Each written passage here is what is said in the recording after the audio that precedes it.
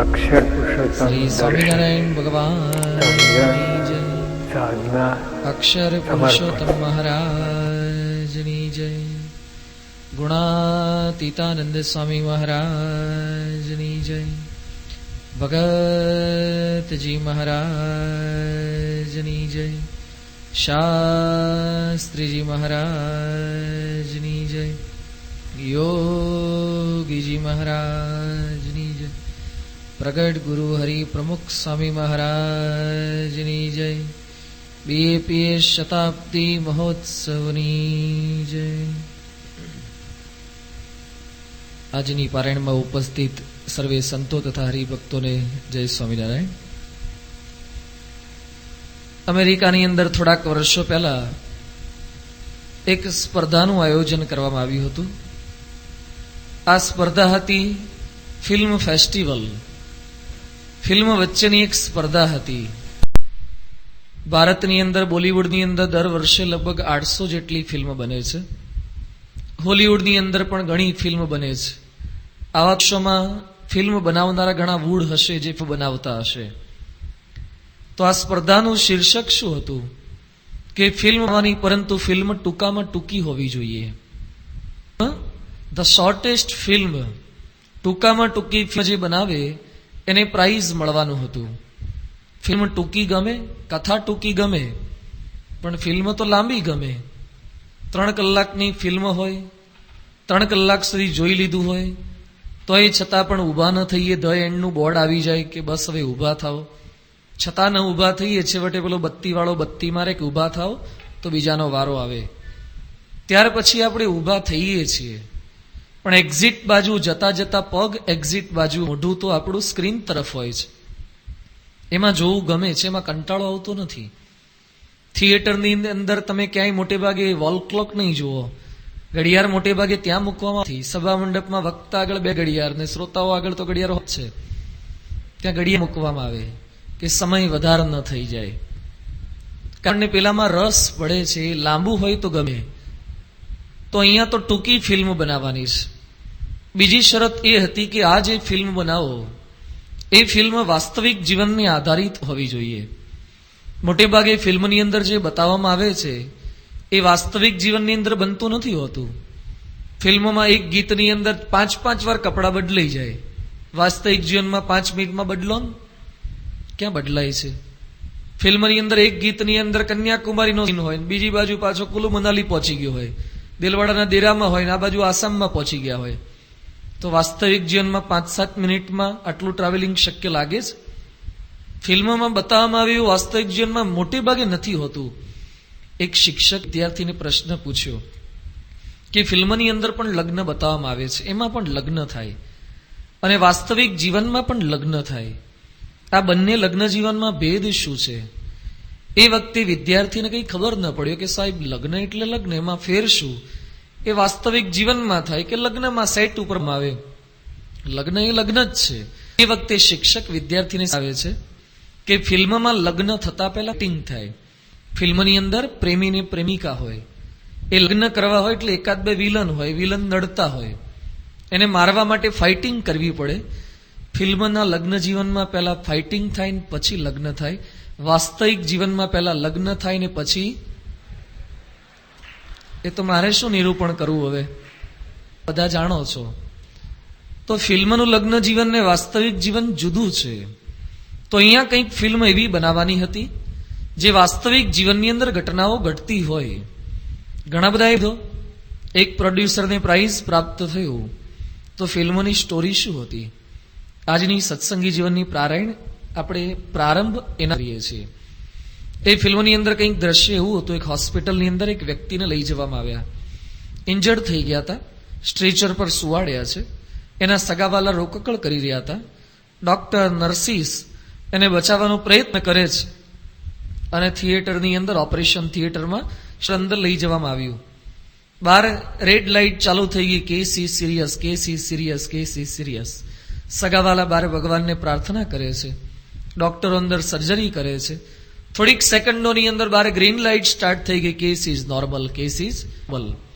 જે વ્યક્તિને સુવાડીને લઈ ગયા હતા, બેભાન અવસ્થામાં લઈ ગયા હતા, એ વ્યક્તિ ચાલતો ચાલતો બહાર પાછો આવ્યો. સગા રાજી થઈ ગયા, ડોક્ટરોને પગે લાગવા માંડ્યા, પુષ્પગુચ્છ આપવા લાગ્યા, ભેટી પડ્યા, હર્ષાશ્રુ વહેવા લાગ્યા. એ વ્યક્તિ પોતાના સગાવાલા સાથે બહાર નીકળવા જતો તો 40 સેકન્ડ પૂરી થઈ. આ ફિલ્મ કેવળ 45 સેકન્ડની હતી. 5 સેકન્ડ બાકી છે. એની અંદર છેલ્લે સ્ટોરીમાં શું આવે છે કે જ્યારે કેમ્પસની બહાર નીકળવા જતો તો દરવાજાની બહાર તે હોસ્પિટલના પ્રાંગણમાં એક ગાડીએ પ્રવેશ કર્યો. એ ગાડીમાં પાછલી સીટ પર એક વ્યક્તિ બેઠી, તેને ગ્લાસ નીચે ઉતાર્યો. ગ્લાસ ઉતર્યો, એની અંદરથી AK-47 ગન બહાર નીકળી, ગનમાંથી ગોળીઓ છૂટી અને જે વ્યક્તિ હમણાં જ સાજો કરવામાં આવ્યો હતો એને ત્યાં ગોળીથી મારી નાખ્યો. અહીંયા ફિલ્મ પૂરી થઈ જાય છે. આ ફિલ્મમાં કઈ આનંદ આવે એવી સ્ટોરી છે? કોઈ ગીત ના આવે, કોઈ સંગીત ના આવે. તો આમાં વાસ્તવિક જીવન શું છે? ફિલ્મ પૂરી થાય પછી એક વાક્ય લખેલું આવે છે, એમાં સમાજની વાસ્તવિકતાનું ચિત્રણ દર્શાવવામાં આવ્યું છે. શું લખે છે? Half world today, half world is ready to save you, half world is ready to shoot you. આજે અડધું વિશ્વ તમને બચાવવા માંગે છે અને અડધું વિશ્વ તમને મારવા માંગે છે. સમાજની પરિસ્થિતિ આ છે. આજે સમાજમાં જેટલી ઝડપથી દવાઓ બની રહી છે કે માણસ સાજો રહે, એટલી જ ઝડપથી માણસ કેમ કરીને મરી જાય એ પણ બની રહ્યા છે. એ પડીકીઓ ને એવા માવા અને એવા વ્યસનો પણ એટલી ઝડપથી વધી રહ્યા છે. આજે સમાજની અંદર આતંકવાદીઓ એ કોઈ નેતાઓને, અભિનેતાઓને, મોટા માણસોને મારી ન નાખે એના માટે બુલેટ પ્રૂફ જાકીટ બની રહ્યા છે. જેટલી ઝડપથી એ બને છે, કદાચ એના કરતા પણ અધિક ઝડપથી આતંકવાદીઓ એવા હેન્ડ ગ્રેનેડ ને એવા બોમ્બ એ ડેવલપ કરી રહ્યા છે. સમાજની અંદર બંને પલ્લા એ સતત પ્રયત્નશીલ છે. સતત એ લોકો એનામાં પ્રગતિ કરી જ રહ્યા છે. તો સમાજની વાસ્તવિકતા આ છે. અધ્યાત્મ માર્ગે તો એમ કહી શકાય કે અડધા પરિબળો નહીં, મોટા ભાગના પરિબળો એ અધ્યાત્મના પંથેથી પાડવા માટેના હોય છે, કેટલાક જ ચડાવનારા હોય છે. આજે આપ આપના ઘરેથી આ મંદિર સુધી, પારાયણના સ્થળ સુધી પહોંચ્યા, એમાં રસ્તામાં કેટલા હોર્ડિંગ આપને જોવા મળ્યા જે થવાની વાત કરતા હોય. આપ આપના ઘરની અંદર ટીવી સ્ટાર્ટ કરો, ટીવીમાં એક એવી ચેનલ કહો કે જે ચેનલ સ્ટાર્ટ કરીને એમાં પૂર્ણ પુરુષોત્તમ ભગવાન સ્વામિનારાયણથી લઈ અને પ્રમુખ સ્વામી મહારાજને રાજી કરી લેવા જોઈએ એવી એક વાત કે સંદેશ આવતો હોય. આજે દિવ્ય ભાસ્કર, ગુજરાત કે સંદેશ કે અભિયાન, ચિત્રલેખા, કોઈ પણ મેગેઝિન મંથલી, વીકલી એને ખોલીએ અને પછી એક એવો લેખ બતાવો જેની અંદર આ સંસાર નાશવંત છે અને આ દેહ કરીને બ્રહ્મરૂપ થઈને અક્ષર પુરુષોત્તમની ઉપાસના કરવી જોઈએ, બ્રાહ્મી સ્થિતિ કરી લેવી જોઈએ, એવી વાતો કેટલા લેખની અંદર લેખાણમાં આવે છે? તો નથી આવતું મોટે ભાગે ક્યાંય. મોટા ભાગનો વર્ગ એ આપણને અધ્યાત્મના માર્ગેથી પાડનારો છે, જ્યારે કેટલોક સમુદાય, કેટલોક વર્ગ એ આપણને અધ્યાત્મના પંથે આગળ વધારનારો છે. આપણું બહુ જ મોટું સૌભાગ્ય છે કે આપણે એક એવા પુરુષના સાનિધ્યમાં બેઠા છે. એક એવા મોટા પુરુષે મારો સર્વનો હાથ પકડ્યો છે. એ આપણને હાથ પકડીને ભગવાન સુધી લઈ જાય છે. પરિબળો સતત પ્રયત્ન કરતા રહે છે, પણ એની વચ્ચે પણ એમણે આ એટલી મજબૂતાઈથી આપણો હાથ પકડ્યો છે. અને મજબૂતાઈ વિશેષ કરીને આપણે દ્રઢ કરી શકીએ આપણા તરફથી, એમના તરફથી કોઈ જ ખામી નથી. પણ આપણે હાથ છોડાવીને ન ચાલ્યા જઈએ, એના માટે આપણું હૈયું મજબૂત થાય, આપણું મન કેવળ એમની અંદર લાગેલું રહે, એના માટે આ એ કથા વાર્તાના શબ્દો અત્યંત ઉપયોગી નીવડે છે. શબ્દ શબ્દ તું ક્યાં કરે, શબ્દ કોને હાથ પાવ, એક શબ્દ ઔષધ કરે, એક શબ્દ કરે ગાવ. શબ્દમાં શું શક્તિ છે? આપણને લાગે કે બોલવાથી શું થવાનું છે, સાંભળવાથી શું એવું બહુ મોટું પરિવર્તન થવાનું છે, પણ એ શબ્દની અંદર એવી અપાર શક્તિ રહેલી છે જે આપણને જાગૃત કરી શકે છે. એવા ભગવત કથા વાર્તાના શબ્દોનું શ્રવણ, વ્યાસન અને સાક્ષાત્કારનો કંઈક પ્રયત્ન એ આપણે પરમાત્માના સંતના બળે કરીને કરવાના છે. આ પારાયણની અંદર સત્સંગી જીવન ધર્મગ્રંથમાં ભગવાનનું સ્વરૂપ સમજવાનો, સંતનું સ્વરૂપ સમજવાનો અને પોતાનું સ્વરૂપ સમજવાનો પ્રયત્ન કંઈક આપણે કરીશું. પરંતુ ભગવાનનું સ્વરૂપ કઈ રીતે સમજી શકાય? ભગવાનની રચના જોઈએ તો પણ ભગવાનનું સ્વરૂપ આપણે કંઈક અંશે સમજી શકીએ છીએ. ભગવાનનું કાર્ય અને ભગવાનનું સ્વરૂપ, કાર્ય દ્વારા પણ એમનો મહિમા સમજી શકાય છે કે ભગવાન કેવા વિરાટ છે, ભગવાન કેવા સામર્થ્ય વાળા છે. નિષ્કુળાનંદ પોતાના પદમાં લખ્યું છે, જેણે રચ્યું આ જગત જોને જુજવીએ, જાતનું રે જોતા મુંજાઈ જાય મત એવું વાત વાતનું રે. ભગવાનની રચનાનો ઉલ્લેખ નિષ્કુળાનંદ કરે છે કે પરમાત્માની રચનાનો વિચાર કરીએ તો પણ આપણને આશ્ચર્ય ઉપજે છે, એમનો મહિમા સમજાય છે. આજે મોબાઈલ ફોન જોઈને આપણને વૈજ્ઞાનિકોનો મહિમા સમજાય છે, એન્જિનિયર્સનો મહિમા સમજાય કે આટલા નાના ઇન્સ્ટ્રુમેન્ટની અંદર તો દુનિયા મુઠ્ઠી, આટલા સેટની અંદર આખી દુનિયા આવી જાય છે. ગમે ત્યાં વાતચીત થઈ શકે, ગમે ત્યાં બેઠા હોઈએ આપણે તો વાતચીત થાય, એમાં પાછું ઇન્ટરનેટ આવે છે, એમાં પાછું આવે છે. તો આવડા નાના રમકડાની અંદર કેટલું આ લોકોએ સમાવેશ કરી દીધો છે. તો આપણને મહિમા સમજાય છે વિજ્ઞાન જગતનો. તો એમ ભગવાનનો પણ અભ્યાસ કરીએ તો આપણને સહેજે સહેજે પરમાત્માનો મહિમા સમજાય છે. આ વિજ્ઞાનીઓએ તો ભગવાનની આપેલી બુદ્ધિથી આ જગતની રચનાની અંદર કંઈક થોડાક ફેરફાર કર્યા છે, પરંતુ ભગવાને મને તમને બધાને જે બુદ્ધિ આપી છે એ પરમાત્માનો થોડોક વિચાર કરીએ કે કેવી સૃષ્ટિની રચના કરી છે. સૂર્યએ રોજની 40 કરોડ કિલોવોટ ઉર્જા આપે છે. આટલી ઉર્જા પૃથ્વી પર જો ઉત્પન્ન કરવી હોય તો 1,67,000 ન્યુક્લિયર પાવર સ્ટેશન ઊભા કરવા પડે. એ ભારત માટે કે અન્ય દેશ માટે પણ અશક્ય જેવું છે. સૂર્ય એક દિવસમાં આટલી ઉર્જા એ મૂકી શકે છે. આજે હું ને તો એ બધા પૃથ્વી પર બેઠા છીએ. આજની આ પારાયણમાં આપણે બધા સ્થિર બનીને બેસી ગયા છે અને આપણને લાગે કે 1.5-2 કલાક સુધી કથા વાર્તા શાંતિથી સ્થિર બની એકાગ્ર ચિત્તે સાંભળવી છે. 1 કલાક પછી કોઈ આપના સ્થાનેથી હલેલા નહીં હોઈએ એવું આપણને લાગે છે. આ સ્થાનેથી ચોક્કસ આપણું કોઈ ભ્રમણ નહીં થયું હોય, પરંતુ સૂર્ય ફરતે પૃથ્વી કલાકના 1,07,320 કિલોમીટરની ઝડપે ફરે છે. તો આ પારાયણ પૂરી થશે ને તો આટલો આંટો મારીને પાછા આવી જઈશું. મનથી તો ઘણા આંટા મારશે જ, પણ આ તો શરીરથી આંટા છે. શરીર ફરે પણ આપણને જણાતું નથી, કારણ કે આટલો આખો સભામંડપ ફરે છે. આખો સભામંડપ ફરે તો પણ જણાય, બાકીનું ન ફરે તો. પણ આખું નવસારી ફરે છે. નવસારી એટલું નહીં, ગુજરાત ભારતને આખી પૃથ્વી ફરે છે. પણ પૃથ્વી ભગવાન એ રીતે ફેરવે છે ને કે ખબર પડતી નથી. ચકડોળ વાળા ફેરવે પણ પેટમાં ગલુડિયા બોલે ને ચક્કર આવે ને ખબર પડે કે આપણે ફરીએ છીએ, બીજાને ખબર પડે કે આપણે ફરીએ છીએ.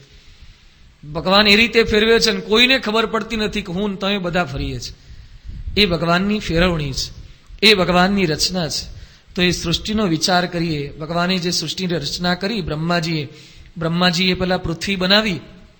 પછી શાસ્ત્રમાં ઉલ્લેખ આવે છે કે બ્રહ્મતે સૂઈ ગયા અને જાગ્યા પછી જોયું તો સંતોષ ન થયો, હજી કંઈક નવું બનાવવું જોઈએ, કંઈક ઉમેરો કરવો જોઈએ. બ્રહ્માજીએ પર્વતો બનાવ્યા, ઝરણા બનાવ્યા, પછી નિરાતે સૂઈ ગયા. કામ કર્યા પછી માણસ થાકી તો જાય જ, એટલે બ્રહ્માજી પોતે સૂતા. જાગ્યા પછી જોયું તો હજી પૃથ્વીની અંદર કંઈક ખૂટી રહ્યું છે તત્વ, એટલે એમને પશુઓ અને આટલા બધા જાતની વેરાયટી બનાવ્યું એટલે ફરથી પાછો થાક લાગ્યો. બ્રહ્માજી પાછા સૂઈ ગયા, જાગ્યા, હજી કંઈક તત્વ ખૂટી રહ્યું હતું, પક્ષીઓ બનાવ્યા, બધું બનાવ્યું, પછી થાક્યા, સૂઈ ગયા, જાગ્યા, હજી કંઈક ખૂટે અને છેલ્લે માણસને બનાવ્યો. આજે હું ને તો એ બધા છે ને ભગવાનનું છેલ્લામાં છેલ્લું મોડેલ છીએ. આના પછી બ્રહ્માજીએ કંઈ જ બનાવ્યું નથી અને કંઈ બનાવવાની હિંમત પણ કરી શકે એવું નથી, કારણ કે આમાં એટલા પસ્તાયા છે ને. આગળ બનાયા પછી સૂઈ શકતા હતા, બનાયા પછી બ્રહ્માજી શાંતિથી સૂઈ શક્યા નથી. એકવાર બનાયા પછી ટેન્શનમાં એટલા નહીં, એકવાર એક છોકરાને જન્મ આપ્યા પછી એવો મળી જાય ને પછી નિંદર હરામ કરી દે. એમ બ્રહ્માજી આ રચના તો કરી. ક્રાઉન ઓફ ધી ક્રિએશન, ભગવાનના જેટલા કઈ સર્જન છે એમાં માણસ એ મુગટ મણીને ઠેકાણે છે. લાઇબ્રેરીમાં એક પુસ્તક આવે છે, સારંગપુર પુસ્તક, હાઉ માય બોડી વર્ક્સ, મારું શરીર કઈ રીતે કાર્ય કરે છે એનો થોડોક વિચાર કરીએ તો પણ આપણને મહારાજનો મહિમા સમજાય. એમાં લખ્યું છે કે આપણી આંખો એ લગભગ 10,000 જાતના રંગ પારખી શકે છે. કારેલાનો કલર કેવો હોય? બાળકો અહીંયા બેઠા છે, કારેલાનો કલર લીલો, ટિંડોળાનો કલર, પરવરનો કલર કેવો હોય? ભીંડાનો કલર લીલો હોય, આસોપાલોના પાનનો લીલો, તુલસીના પાનનો લીલો. આવા લીલા લીલા હજારો જાતના શેડ એ આપણી આંખો પારખી શકે છે. આ નેરોલેક વાળા ને એશિયન પેઇન્ટ વાળા શું શેડ બહાર પાડતા હશે? આ ભગવાન જે શેડ બહાર પાડે છે એની વેરાયટી, એમાં થોડા ઘણા સૂક્ષ્મ ફેરફાર એ પરમાત્મા કરી શકે છે અને એ મારી તમારી આંખો ઓળખી શકે.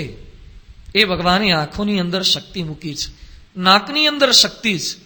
ક્યાંક રસોઈ થતી હોય આપણને ખબર પડી જાય કે આમના ઘરની અંદર ભજીયા તળાતા લાગે છે. નેટવર્ક પકડાઈ જ જાય, ટાવર ન હોય તોય. એમાં કોઈ દિવસ મોટે ભાગે વાંધો નથી આવતો. તો એ નાકની અંદર શક્તિ છે.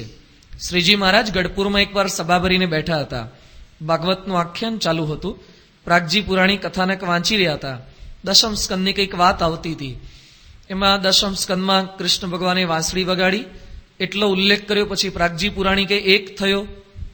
બધી કંઈક વાર થઈ કે ગોપીઓ પોતાના ઘરેથી સંસારની પરવા છોડીને પોતાના બાળકોને સ્તનપાન કરાવતી હતી, એને મૂકીને ચાલી નીકળી. પછી કે બે થયો.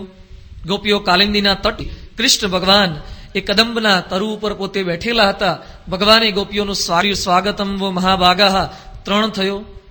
શ્રીજી મહારાજ વિચાર કરે છે કે ભાગવત મેં ઘણી વખત વાંચ્યું છે, કથા કરાવી છે, સાંભળ્યું છે, પણ ક્યાંય ભાગવતમાં અધ્યાય બદલાતા નથી. એક થયો, બે થયો, ત્રણ થયો, આમ 7 સુધી ગણતરી શેની ચાલે છે? મહારાજે તપાસ કરાવી તો તપાસ કરતા ખબર પડી કે અન્નકૂટ જેવો કંઈક ઉત્સવ નજીક આવતો હતો. જીવબા ને લાડુબા પાછળ રસોઈ કરતા હતા, દાળ શાકના વઘાર કરતા હતા. પ્રાગજી પુરાણી ભાગવતની કથા વાંચતા વાંચતા પાછળ થયેલા 7 શાકના વઘાર, એક થયો, બે થયો, ત્રણ થયો, સુગંધને આધારે વઘારની ગણતરી કરી લીધી. નાક કેટલું પાવરફુલ છે! ભગવાનની બાજુમાં બેઠા હતા છતાં પણ એ વઘારની ગણતરી થાય. આ પ્રસંગથી આપણે બધા ચેતી ગયા છે. એટલે મોટે ભાગે ઉત્સવ સમયમાં સભા મંડપથી રસોડા દૂર રાખીએ છીએ, કારણ કે વૃત્તિ ન રહે, એમાં જ વૃત્તિ જાય.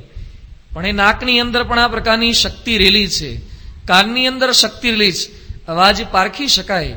આજે ઘણાને અમારો પરિચય પ્રથમ થયો હોય તો આપણે અવાજ સાથે હવે નામ જોડાઈ જાય. એટલે ક્યારેક ચહેરો ન દેખાય ને ખાલી અવાજ સંભળાય ને તો પણ આપણને ખબર પડી જાય કે આ સ્વામી અથવા તો આ હરિભક્ત બોલતા લાગે છે. ઘણા લોકોના ફોન આપણે ઉપાડીએ ને તરત અવાજ સાંભળીને બોલીએ કે દિનેશભાઈ છે, કારણ કે આપણે અવાજથી પરિચિત થઈ ગયેલા છે. એટલે ઘણા માણસો ચાલતા હોય ને તો ખબર પડી જાય કે આ જ ચાલતા લાગે છે, કારણ કે ઘણાની ચાલવાની સ્ટાઇલ એવી હોય છે. તો એના આધારે આપણે જોયા ન હોય તો પણ ખબર પડી જાય. ઘણા ઉધરસ ખાય, છીંક ખાય તો ખબર પડી જાય. ઘણા નસકોરા બોલાવે ને એમાં ખબર પડે કે આ જ હુતા લાગે છે, કારણ કે એના અવાજ, એની નસકોરાની પણ બધાની જુદી જુદી ફ્રીક્વન્સી આવે છે અને એના આધારે પણ પારખી શકાય છે કે આ નસકોરા છે. એ ખબર પડી જાય. કાનમાં એ શક્તિ છે. તમારી સોસાયટીની અંદર તમે ઓફિસે ગયેલા હોય અને ત્યાંથી પાછા ફરતા હોય અને સાંજે તમારો આવવાનો ટાઈમ થયો એટલે છોકરો દરવાજો ખોલી નાખે. સોસાયટીમાં કેટલા બધા માણસો રહેતા હોય, કેટલા બધા ગાડીઓ લઈ લઈને પાછા આવતા હોય, પણ અવાજ સાંભળીને છોકરો દરવાજો ખોલી નાખે. એને ખબર પડી જાય કે મારા પપ્પા જ આયા લાગે છે. હવે સોસાયટીમાં કેટલા એના પપ્પા છે, તને કેમ નહીં ખબર પડી કે તારા પપ્પાની જ ગાડી આવી છે? કારણ કે આપણા બાપુજી સિવાય કેરોસીન કોઈ નાખતું નથી, એટલે ખબર પડે છે. તો કેરોસીન નાખે તો જ સાયલેન્સરના અવાજ જુદા આવે. પણ એ અવાજ પણ પારખી શકાય છે. એ કાનની વિશિષ્ટ અને વિરલ શક્તિ છે. તો કાનની શક્તિ, આંખની શક્તિ. એક એવી ફેક્ટરી તો બતાવો સુરત નવસારીમાં રો મટીરિયલ જુદું હોય ને પ્રોડક્ટ એક હોય.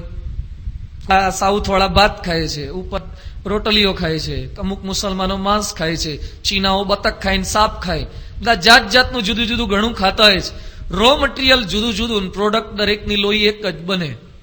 શું શરીરની રચના એ ભગવાને બનાવેલી હશે! મગજની રચના, શરીરના કોષો. આ શરીરની રચના બહુ વિશિષ્ટ અને વિરલ છે. એનો થોડોક અભ્યાસ થાય તો આપણને ભગવાનનો મહિમા સમજાય. બાળક જયારે નાનો હોય ને, જન્મ પામે ત્યારે એના મોઢાની અંદર દાંત નથી હોતા. બાળક મોટો થાય ત્યારે દુધિયા દાંત આવે. બાળક થોડોક મોટો થાય ત્યારે કાયમી દાંત આવી જાય. એ મોટે ભાગે છેલ્લે સુધી રહે જો આગુ પાછું ન કરે તો.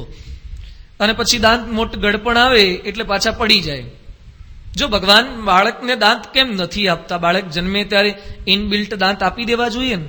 પછી મોટો થઈને દાંત આવે ને પાછા અંદર ઝાડા પેશાબ થઈ જાય ને પાછી તકલીફ થઈને માંદ પડી જાય. છોકરાને જયારે દાંત ઉગે ને ત્યારે તકલીફ વાળું વાતાવરણ હોય છે. તો આવું ભગવાન કેમ કરતા હશે? દાંત પહેલેથી કેમ નથી આપતા? અને ગડપણમાં દાંત પાછા કેમ લઈ લે છે? ભગવાન પાસે અમુક જ નંગ છે, એટલે નવાને આપવા માટે પેલા જૂના પારણાસો પાસે લઈ લેવા પડે. કેમ ભગવાન આવું કરતા હશે?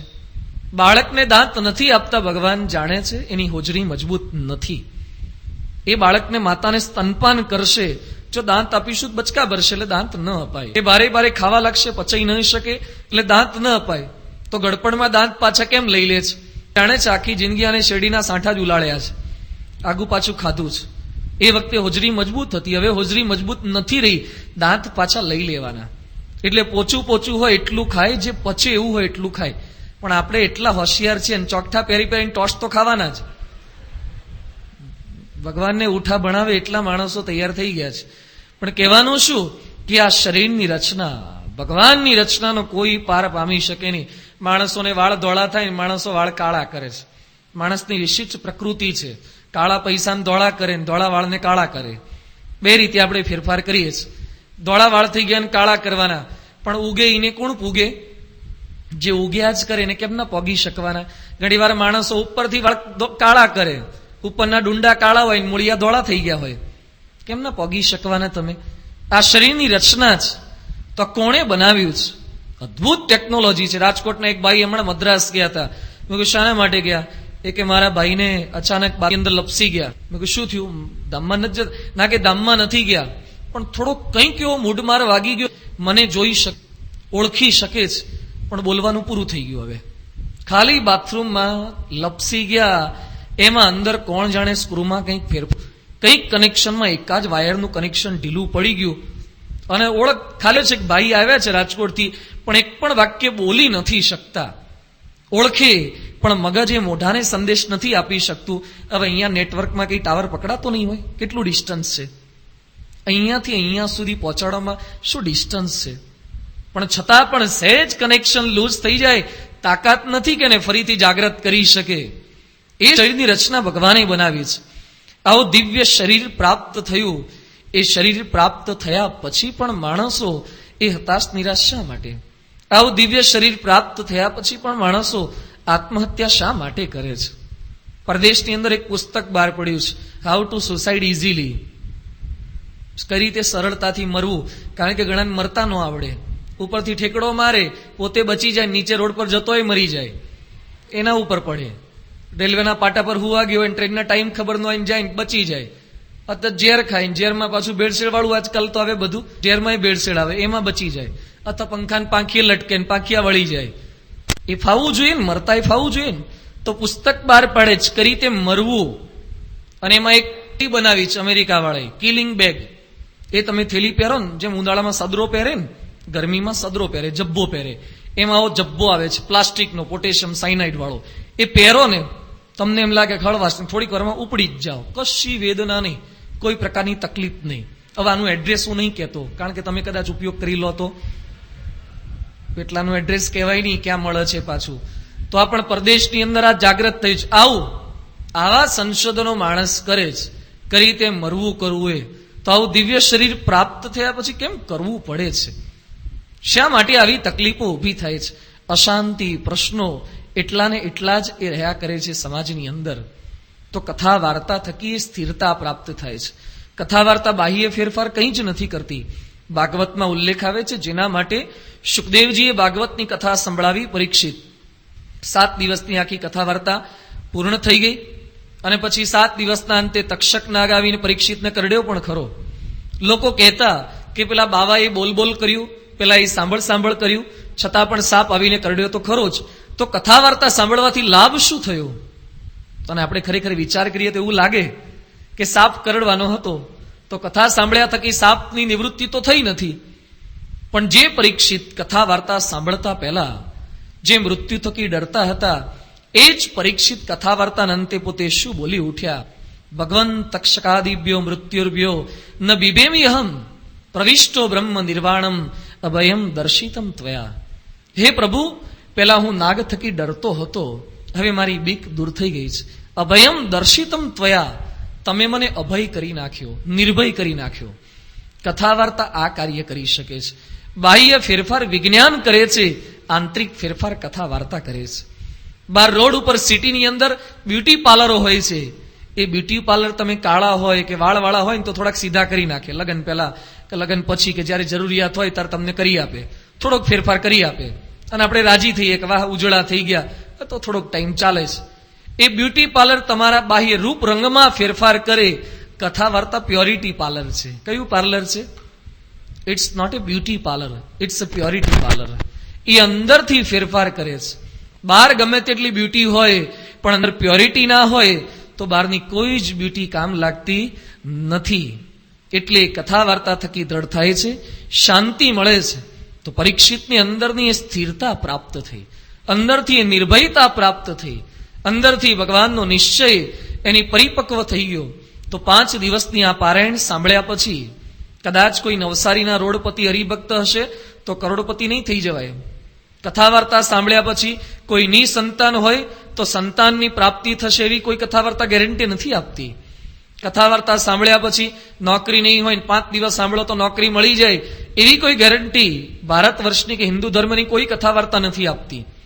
પણ કથા વાર્તા એટલી ગેરંટી જરૂર આપે છે કે નિસંતાન હોવા છતાં જેને સંતાન હશે એના કરતા પણ પ્રસન્ન તમે રહી શકશો. તમે રોડપતિ હશો છતાં પણ કરોડપતિ કરતા પણ વધારે આનંદની અનુભૂતિ કરી શકશો. આંતરિક ફેરફાર એ કરી આપે છે, અંદરથી કલેવર બદલી નાખે છે. અને અત્યારના વાતાવરણની અંદર અધિક આવશ્યકતા આની છે. વિજ્ઞાન બાહ્ય ફેરફાર કરી રહ્યું છે, આંતરિક ફેરફાર એ વિજ્ઞાન પણ કરી શકતું નથી. આઈન્સ્ટાઈન પોતે કહેતા, science can denature the plutonium. વિજ્ઞાન અણુને તોડી શકે છે, it can't denature the evil that is in the heart of the human being. વિજ્ઞાન એ માણસના હૃદયમાં રહેલું અજ્ઞાન, માણસના હૃદયમાં રહેલી વાસના, એ વાસનાને ક્યારેય દૂર કરી શકતું નથી. એ વાસનાને દૂર કરવા માટે, અંદરથી સ્થિર થવા માટે આની આવશ્યકતા છે. એ ભગવદ કથા વાર્તાની સ્થિરતા આવે. બીજું બધું ગમે તેટલું આપણી પાસે પ્રાપ્ત થયું હોય પણ મન અસ્થિર થઈ જાય તો, સારામાં સારી વાનગી જમવા બેઠા હોઈએ અને કોઈક આપણી ડીશ છીનવી લે તો, સભામાં પહેલી લાઈનમાં બેઠા હોય અને પછી કોઈક ઊભા કરીને પાછલી લાઈનમાં ગોઠવી દે તો શું થયું? મન અસ્થિર થઈ ગયું. પછી એનું સુખ નહીં આવે, ભોજનનું સુખ નહીં આવે. છોકરો 12મા ધોરણની રિઝલ્ટ લેવા માટે ગયો હોય, એની મમ્મીએ તૈયારી કરી હોય, ગુલાબજાંબુ બધી સારી વાનગીઓ બનાવી હોય કે બેટો રિઝલ્ટ લઈને આવે, અને પછી છોકરાને આજે તો ગિફ્ટ આપવી છે, જમાડવો છે, રાજી કરવો છે. છોકરો રિઝલ્ટ લઈને આવતો હોય, રિઝલ્ટમાં જોવે તો બધા વિષયનું ગ્રાન્ડ ટોટલ 35 થયું હોય, બધા વિષયનો સરવાળો માંડ 35% થયો હોય, અને પછી રિઝલ્ટ લઈને આવે, વાનગીઓ એની એ હોય પણ એમાં ખાવાનું સુખ આવશે ખરું? કેટલાક એવા હોય તો તોય ખાતા હોય છે, ઘણા 35% પાર્ટીઓ હાલે છે, એ વાત જુદી છે. પણ જે ડાયો હોય, જે સમજુ હોય, એને 35% આવ્યા પછી વાનગી ખાવાનો આનંદ નહીં રહે. અંદર ખબર પડી ગઈ. જો શેર બજારમાં પૈસા રોક્યા હોય અને પછી તમે મિટિંગમાં આવીને બેઠા હોય, યજ્ઞપ્રિય સ્વામી બધા સંતો આવીને મિટિંગમાં બેઠા હોય, અથવા તો તમે કોકના રિસેપ્શનમાં ગયા હોય અને સારામાં સારી વાનગી ખાતા હોય, ત્યાં કોકનો ફોન આવે, સેન્સેક્સ તૂટ્યો અને ભાવ ગબડ્યા, અને તરત જ તમે ગબડી પડો છો. શરીરથી ઊભા હો છો, મનથી ગબડી પડો છો. મનથી ડિસ્ટર્બ થઈ ગયા પછી કોઈ વાનગી, કોઈ વ્યક્તિ, કોઈ સ્થાન ક્યારેય કોઈને પણ આનંદ આપી જ શકતું નથી. આ કથા વાર્તા અંદરથી સ્થિરતા એ આપણને બક્ષે છે. ભગવાન સ્થિર છે, સંત સ્થિર છે, આત્મા સ્થિર છે. એની સાથે આપણું જોડાણ થાય ભગવાન અને સંત સાથે, તો આપણે પણ કંઈક સ્થિર બની શકીએ છીએ. પરીક્ષિતની વાત જુદી હતી. પરીક્ષિત આપણા કરતા સૌભાગ્યશાળી હતા, કારણ કે પરીક્ષિતને 7 દિવસ પછી મૃત્યુ થવાનું હતું એટલું નક્કી હતું. આપણે એટલા સૌભાગ્યશાળી નથી કે 7 દિવસ પછી મૃત્યુ થવાનું છે એટલી આપણને ખબર હોય, કારણ કે આપણું ગમે ત્યારે થઈ શકે છે. પરીક્ષિતને 7 દિવસ પછી જ કરડશે એટલું નક્કી હતું. તો પરીક્ષિત કરતા પણ વધારે જાગૃત થવાની જરૂરિયાત તો આપણે છે. પરીક્ષિત ગામો ગામ ફરી લોકોને પૂછતો તો મયા કિમ સ્મર્તવ્યમ, મયા કિમ શ્રોતવ્યમ. જે માણસ મરણાસન્ન પુરુષ હોય એણે શું સાંભળવું જોઈએ, શું વાંચવું જોઈએ, શું લખવું જોઈએ, શાનું સ્મરણ કરવું જોઈએ. તો આવો કંઈક વિચાર આપણી અંદર જાગૃત થાય તો પણ આ વાત આપણે સમજી શકીએ છીએ. સત્સંગી જીવન ધર્મગ્રંથની અંદર પૂર્ણ પુરુષોત્તમ ભગવાન સ્વામિનારાયણના ચરિત્રનો આપણે લાભ પ્રાપ્ત કરીશું. શ્રીજી મહારાજે અપાર કરુણા કરી આ પૃથ્વી પર પોતે પ્રગટ થયા, અને ભગવાનના જે કંઈ ચરિત્રો એ ધર્મગ્રંથોમાં પરમહંસોએ આપણા સૌ માટે નોંધ્યા પણ ખરા. એને શબ્દ દેહ આપ્યો જેથી કરીને ભવિષ્યના દરેક સંતો હરિભક્તો એ ભગવાનનું સ્વરૂપ સમજી શકે. ભગવાન સ્વામિનારાયણના અપાર ચરિત્ર ગ્રંથો એ પરમહંસોએ લખ્યા છે. હરિલીલા કલ્પતરુ, હરિચરિત્રામૃત સાગર, હરિકૃષ્ણ ચરિત્રામૃત સાગર, શ્રી હરિ દિગ્વિજય, હરિલીલા અમૃત, આવા તો અનેક ધર્મગ્રંથો પરમહંસોએ, અન્ય લેખકોએ એ મહારાજ વિશે લખ્યા છે. તો અન્ય અવતારોના પણ ચરિત્રો છે, પરંતુ ભગવાન સ્વામિનારાયણના જે ચરિત્ર ગ્રંથો લખેલા છે એની કેટલીક આગવી વિશેષતા છે. અહીંયા પરમહંસોએ જે કઈ વાતો લખી છે એ નજરે જોયા પછી લખ્યું છે. એમને અનુભૂતિ થઈ છે અને પછી વાત કરી છે. ઘણીવાર બહાર અનુભૂતિ ન થઈ હોય ને તો પણ વાતો થઈ શકે છે. ઘણીવાર બે મિત્રો ભેગા થઈને અમેરિકાની વાત કરતા હોય, એ અમેરિકાના રસ્તા તો તું જોવે તો એટલા પહોળા હોય ને કે અમેરિકાના રસ્તામાં કોઈ બમ્પ ન આવે, વચ્ચે ગાય ન આવે, આડું કંઈ આવે નહીં, અને આપણા ભારતના રસ્તામાં ગાયો આડી આવે, ભેંસ આડી આવે. એટલી અમેરિકાની વાતો કરે ને આપણે પૂછીએ કે તમે ક્યારે ગયા હતા? એ કે હું હજી નથી ગયો. તો વાતો કેમ ના કરો છો? એ કે તો ટીવીમાં જોયું હોય, કોકના થકી સાંભળ્યું હોય. અમેરિકા ન ગયા હોય તો પણ વાતો થઈ શકે છે, કોકના થકી સાંભળીને, ટીવીમાં જોઈને, ગ્રંથોમાં વાંચીને. એમ ભગવાનને ન જોયા હોય, સાક્ષાત્કાર ન થયો હોય, છતાં પણ ભગવાનના ચરિત્રો, એનું લેખન, એની વાતો થઈ શકે છે. અહીંયા પરમહંસોએ મહારાજને જોયા છે. લોગ કહેતે હે કાગજ કી લેખી, હમ કહેતે હે નૈનન કી દેખી. લોકો તો કાગળમાં જોઈ જોઈને વાતો કરે, અમે તમારી નજરે, પરમહંસો કહે છે કે અમે નજરે જે જોયું હતું એની વાતો કરીએ છીએ. અક્ષર પુરુષોત્તમ દર્શન, સમજણ, સાધના, સમર્પણ.